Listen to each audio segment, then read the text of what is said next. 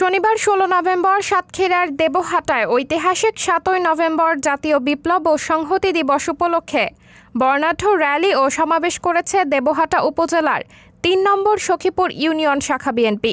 Sakhipur union বিএনপির সভাপতি ও উপজেলা যুগ্ম আহ্বায়ক মোখলেসুর রহমানের সভাপতিত্বে ও সাধারণ সম্পাদক আবুল হোসেন বকুলের সঞ্চালনায় প্রধান অতিথি হিসেবে বক্তব্য দেন দেবহাটা উপজেলার বাংলাদেশ জাতীয়তাবাদী দল সদস্য সচিব ডাকসুর নেতা ও সাতক্ষীরা ৩ আসনের মনোনয়ন প্রত্যাশী মহিউদ্দিন সিদ্দিকী।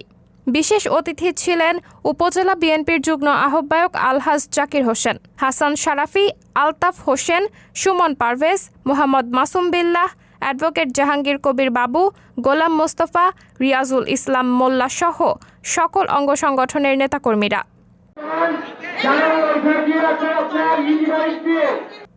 সমাবেশে উপস্থিত বক্তারা বলেন, বিএনপির নাম ভাঙিয়ে দখলবাজি চাঁদাবাজি করা চলবে না। যদি কেউ দখলবাজি চাঁদাবাজিতে লিপ্ত হয় তাহলে তার দায় দল নেবে না। যারা বিগত দিনে আওয়ামী লীগের সুবিধা নিয়ে এখন বিএনপি সাজার চেষ্টা করছেন তাদের দলে কোনো সুযোগ নেই।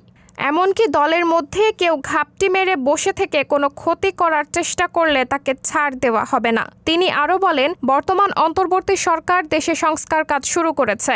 আমাদের উচিত হবে সরকারকে সহযোগিতা করা। ইতোমধ্যে সরকারকে বিপদে ফেলতে আওয়ামী লীগের দোসররা বিভিন্নভাবে চেষ্টা চালিয়ে যাচ্ছে। আপনারা দেখছেন, শেখ হাসিনার সময় দিনের ভোট রাতে হয়েছিল। ইভিএম নামের দানব মেশিনে জনগণের ভোট চুরি করে অবৈধ ক্ষমতা টিকিয়ে রেখেছিল, কিন্তু সেই দিন আর ফিরে আসবে না। আগামী দিনে জনগণের ভোটে নির্বাচিত প্রার্থী দেশের রাষ্ট্রীয় ক্ষমতায় বসবে।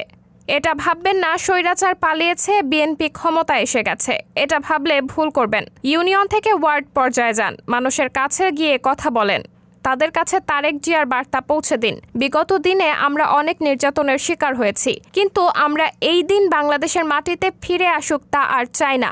সেজন্য সবাইকে মাঠে নেমে কাজ করতে হবে। আমাদের ঐক্যবদ্ধভাবে দেশকে এগিয়ে নিতে হবে। শুরুতে মহিউদ্দিন সিদ্দিকীর নেতৃত্বে শত শত নেতাকর্মীর অংশগ্রহণে সখীপুর বাজার থেকে একটি র্যালি বের করে সখীপুর মোড়ে সমাবেশে সমবেত হন।